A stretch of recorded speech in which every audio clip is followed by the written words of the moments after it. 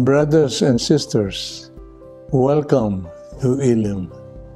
I am amazed at how bold the prayers of God's people are in the Old Testament.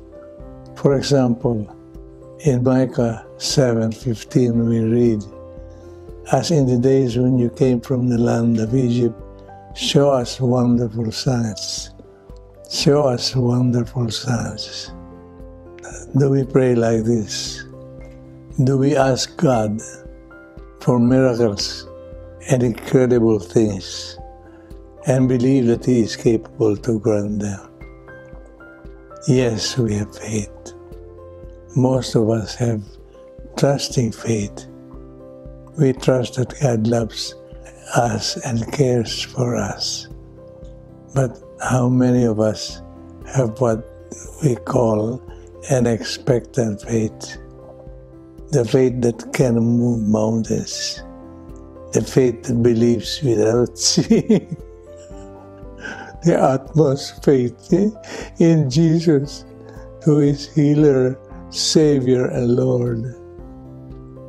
May you find the faith to pray. Show us wonderful signs. And may the glory of the Lord overshadow your life today. In Jesus' name, amen. Hello everyone and welcome to another online Elim gathering. Good morning, good evening, good afternoon to wherever you are in the world watching this. It's so nice to be here again together to listen to God's word and of course to praise and thank Him for all the many blessings that He has given us. Amen. Ako personally, I want to thank the Lord for a very successful Elim Youth Camp last June. The fire of the Holy Spirit really carried over after the camp itself, and seeing so many young people, young hearts coming together has really inspired many, including myself, and actually reminded me of this verse. The Lord calls us in the Bible, Matthew 18:3, to become like little children. And what does this mean? Children, they don't really worry about the next day. They live every day hungry to learn, to play, to rejoice. And so with that, I encourage all of you to forget everything that really stresses you out and to really come and bask in the presence of the Lord, to praise and thank Him for everything that He has given us with a childlike heart. In the name of the Father, Son, and Holy Spirit. Amen.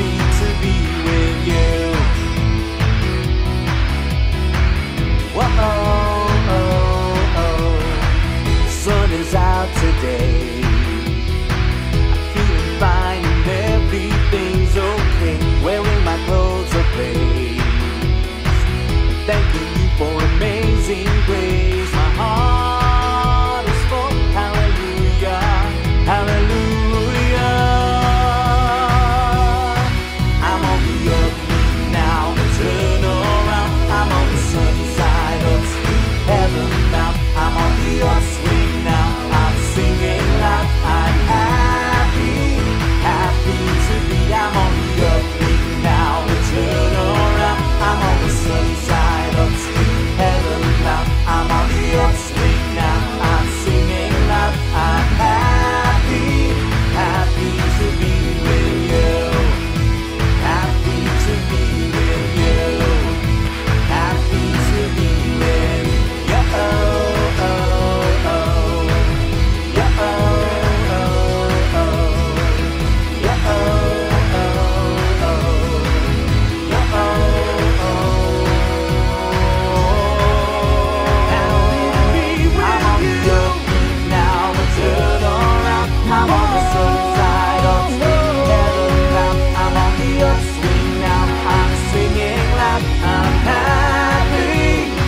happy to be. I'm on the upbeat now.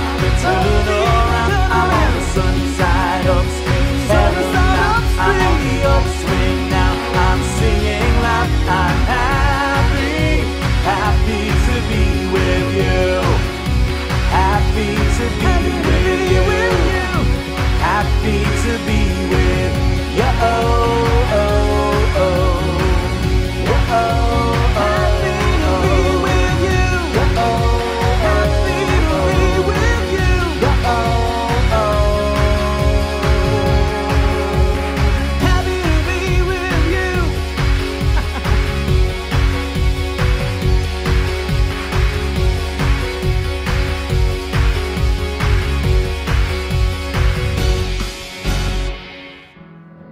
Let us close our eyes and bow our heads. Heavenly Father, we adore you for who you are. We adore you for your boundless love, the beauty of your creation. You are the source of our strength and you are the light of the world. And Lord, we come to you with open hearts and we place at your feet all the worries, all the burdens that we allow to control us. We pray that you may speak to us, open our hearts to your message.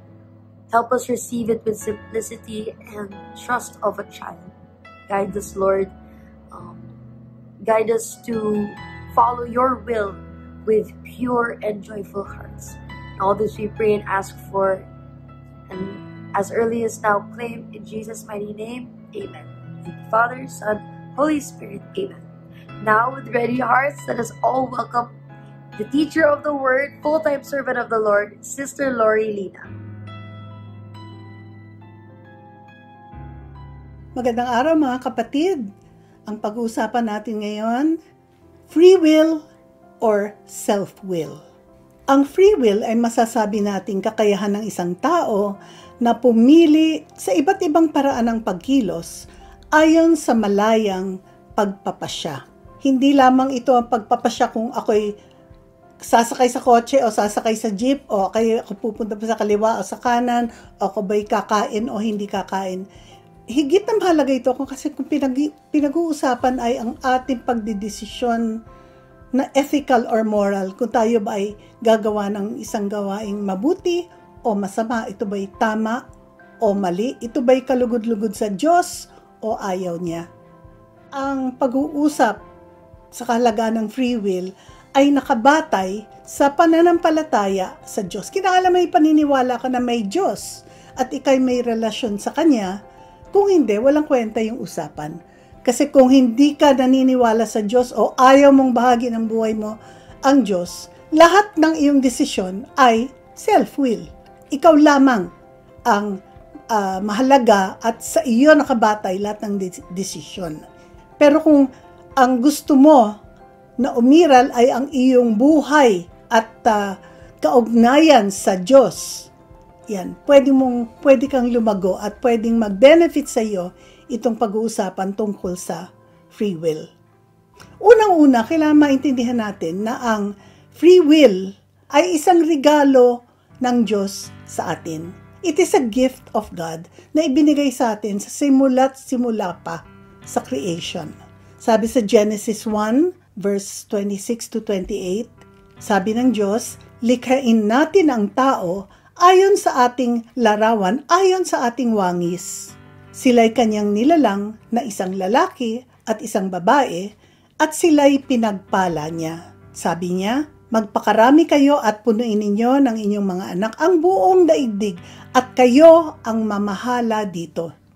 Binibigyan ko kayo ng kapangyarihan sa lahat ng mga hayop na nasa ibabaw ng lupa.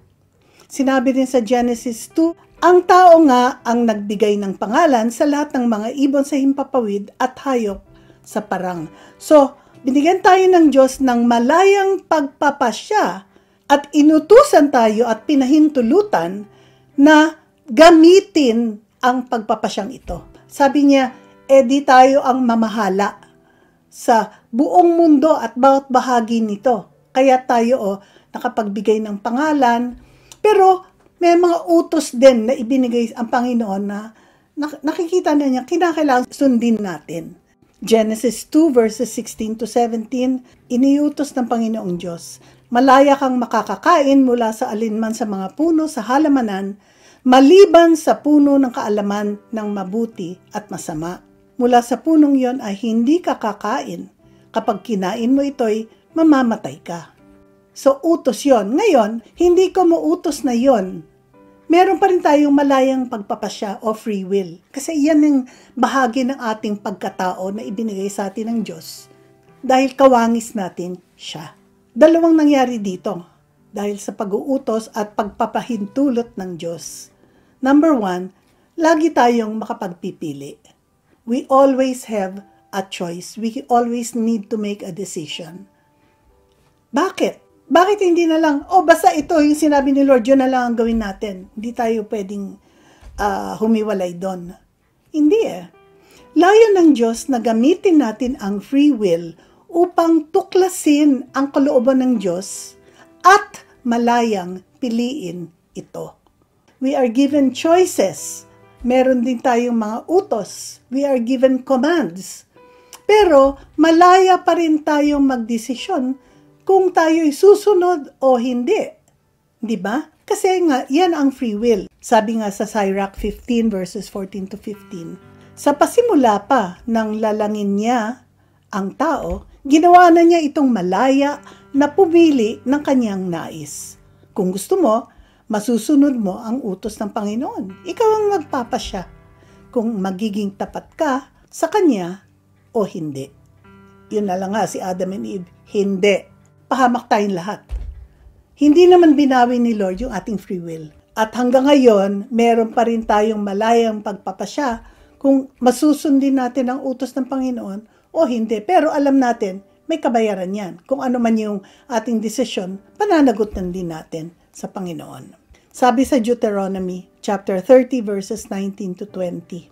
Sa araw na ito, tinatawag ko ang langit at lupa na maging saksi kung alin dito ang pipiliin ninyo. Buhay o kamatayan, pagpapala o sumpa. Piliin sana ninyo ang buhay para mabuhay kayo ng matagal, pati na ang inyong mga anak. Mahalin ninyo ang Panginoon na inyong Diyos. Sundin ninyo siya at manatili kayo sa Kanya dahil siya ang inyong buhay. Kung gagawin ninyo ito, mabubuhay kayo ng matagal dun sa lupain na ipinangako niyang ibibigay sa inyong mga ninuno na sina Abraham, Isaac at Jacob. Ang tinutukoy hindi lamang yung promised land dito, kundi ang promised land na ating hinaharap when we will be with the Lord forever, for eternity. Habang pinapahintulutan ng Diyos na tayo'y pumili, ipinadala na rin niya sa atin ang banal na spirito upang samahan at gabayan tayo na matuklasan ang will ni Lord, kalooban ni Lord, at malayang piliin ito. Hindi naman tayo, bahala na lang kayo, inabandon na tayo ng Lord. Sige, meron kayong free will, dapat gamitin ninyo yan. Sa totoo lang, dahil tayo ay nasa mundo at dahil we are suffering the consequences of sin, hindi natin halos malaman kung ano ba talaga yung will ni Lord. Maliban sa presensya ng Espiritu Santo sa buhay natin. Ipinadala niya sa atin ang banal na Espiritu upang tayo'y laging makasama at upang tayo'y gabayan kung papaano matutuklasan ang kalooban ng Diyos. At gusto na natin, love natin si Lord, gusto natin malaman ano ba yung will niya. Kasi kung ano yung will niya, yun din yung gusto kong gampanan. Yun ang will ni Lord na gusto ko. Paliwanag nga ni Saint Augustine, at ito'y pinapasimple ko lang kasi siya talaga yung nagpaliwanag ng sa pamamagitan ng Holy Spirit at ang ating free will ay mapalapit pa tayo ng higit sa ating Panginoon. Itong ginamit na passage ni Saint Augustine sa Zechariah chapter 1 verse 3. Say to them, "Thus says the Lord of hosts, return to me, and I will return to you, says the Lord of hosts." Return to me. Yun yung kilos natin. May free will tayo. Pwede tayong bumalik sa Kanya at pwede pa rin tayong tumakbo from Him. Will natin yun. Tayo may malayang pagpapasya kung tayo'y babalik lalapit pang higit sa Panginoon or tatakbo na naman natin siya. And the will of God always has been, if we return to Him, He will return to us. Pag magbalik na kayo sa akin, manunumbalik ako sa inyo. Iyan na yung nakikita natin, yung relasyon natin at ang Panginoon. Pero maganda dito, pinoint out ni St. Augustine, say to them. Sino ang kumikilos dyan? Ang Holy Spirit.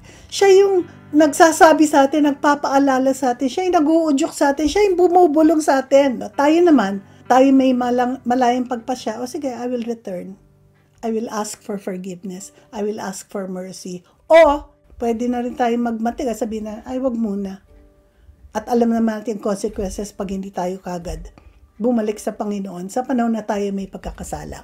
And so our life with the Lord comes together, yung ating malayang pagpapasya, may gabay at pagpapaalala na ginagawa ang Holy Spirit, at sa pamamagitan ng nabe-bless tayo with the presence of the Lord in us and with us through the Holy Spirit. The three parts.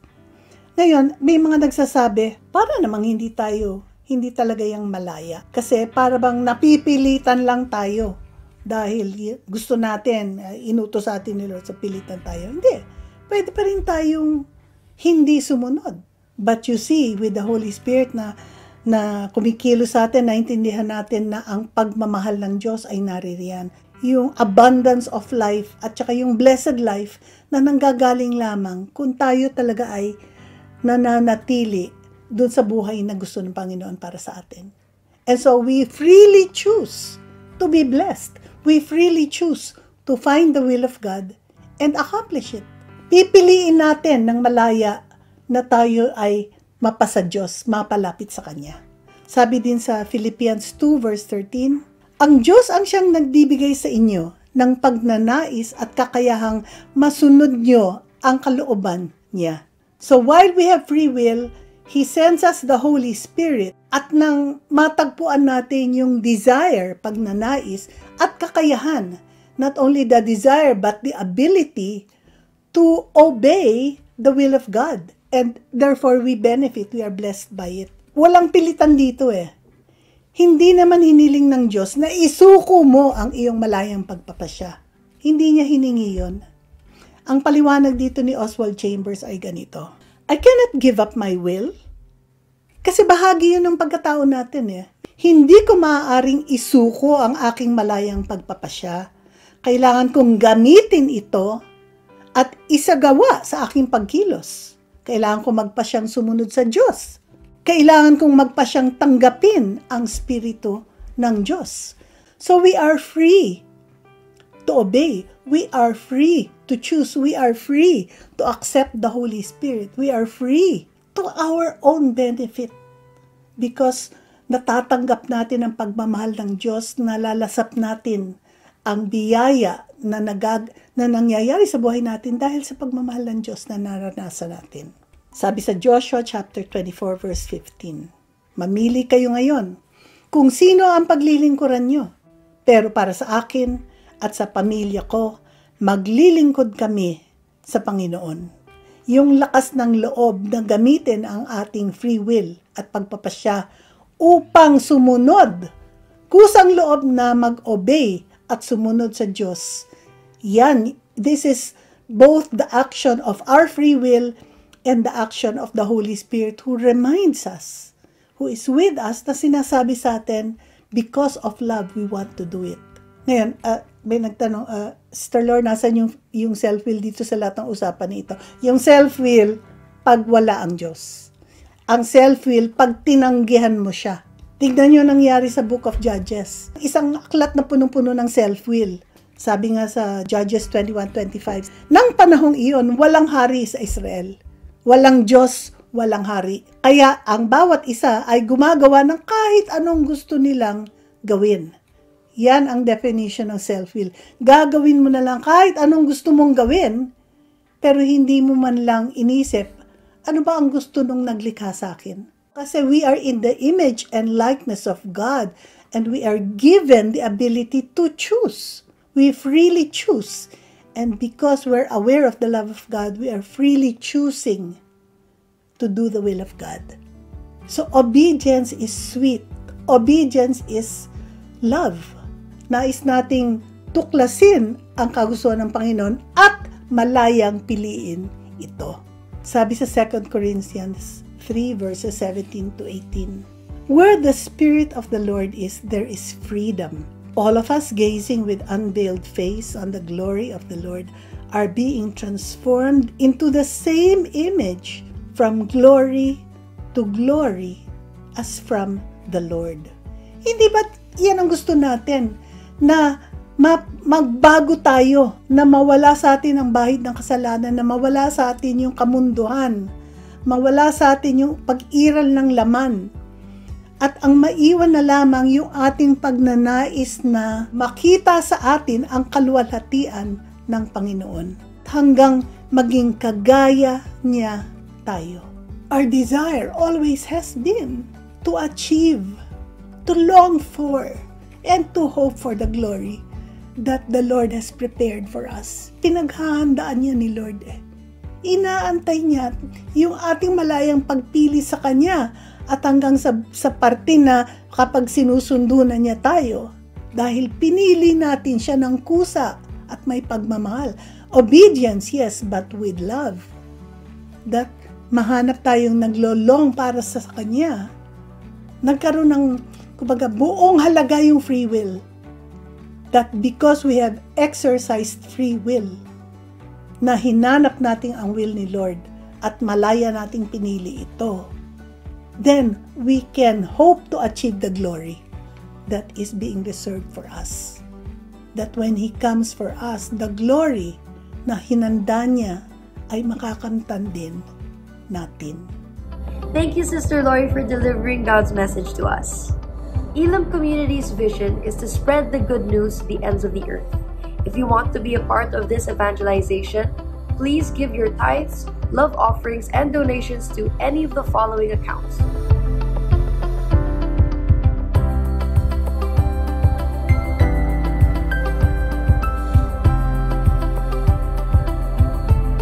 We pray for all those who gave their tithes and love offerings.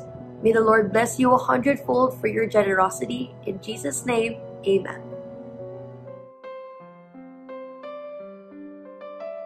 Prayer to the Lady of Elim. O dear Mary, Lady of Elim, sweet and pure, pray that your Son Jesus will, to innocence and holiness restore the hearts and minds of long-lost souls. Pray that the seed of glad tidings sown in our hearts will steer us to great hope, faith, and love. Pray for the vision and intentions of community and of the Church, that with the Lord's watchful care and generous provisions they shall all be. Pray that a polluted world and all institutions will, from a powerful outpouring of the latter rain, experience the blessings of fresh living water, a renewal of the Spirit, and healing of our land and of all nations. Hail Mary, full of grace, the Lord is with you. Blessed are you among women, and blessed is the fruit of thy womb, Jesus. Holy Mary, Mother of God, pray for us sinners, now and at the hour of our death. Amen. Hail Mary, full of grace, the Lord is with you. Blessed are you among women, and blessed is the fruit of thy womb, Jesus. Holy Mary, Mother of God, pray for us sinners, now and at the hour of our death. Amen. Hail Mary, full of grace, the Lord is with you. Blessed are you among women, and blessed is the fruit of thy womb, Jesus. Holy Mary, Mother of God, pray for us sinners, now and at the hour of our death.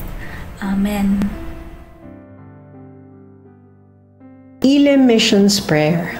Lord, I make myself available for the ministry of missionary evangelization, on my knees or in the mission field, within our borders or on foreign soil, for a single soul or for the multitudes. Empower me for abundant soul winning. By your Spirit, Make me an instrument of your love and mercy, a witness bold and unashamed, and an inspiring bearer of the good news. Send us laborers, technology, and resources to reach the world. Help us break barriers, overcome obstacles, and penetrate new territories, that all the peoples of the earth may know that you are God and there is no other. And to all those we reach, Lord, raise them up to become your true disciples. Here I am, Lord. Send me. In Jesus' name. Amen. Nagpapasalamat kami, Panginoon, sa kabutihang loob mo na binigyan mo kami ng malayang pagpapasya. Nawa, Lord, sa bawat desisyon na aming gawin, ito'y laging dapat ay hinahanap ang kalooban mo at malayang pinipili ka namin. Amen.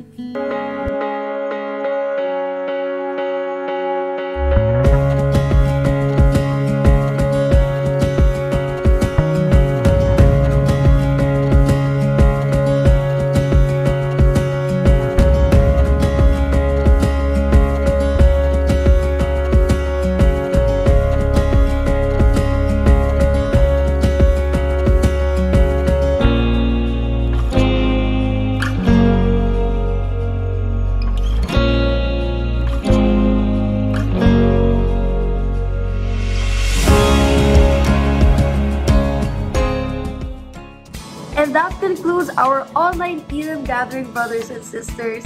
Now that we are overflowing with God's goodness, no? That we are renewed, our strength is renewed, our faith is now stronger. It is now our time to share these blessings with everyone with a smile. So now, brothers and sisters, we will see you in the next online Elim gathering. Have a blessed day.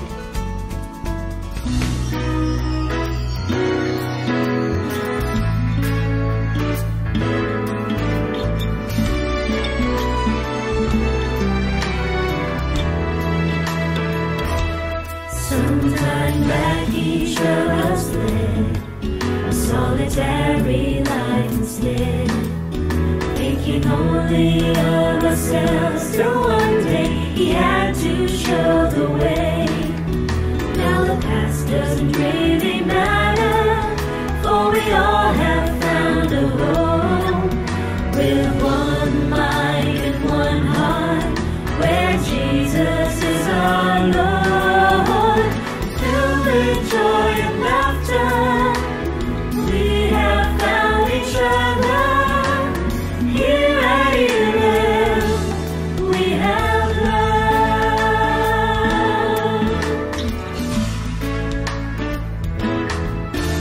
As we wander through the desert, seeking for a total rest, we have found a place of happiness where we all could be refreshed.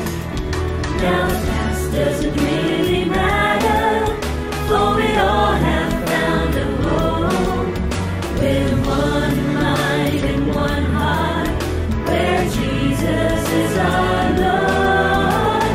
Filled with joy and laughter, we have found each other. Here at Elim, we have love.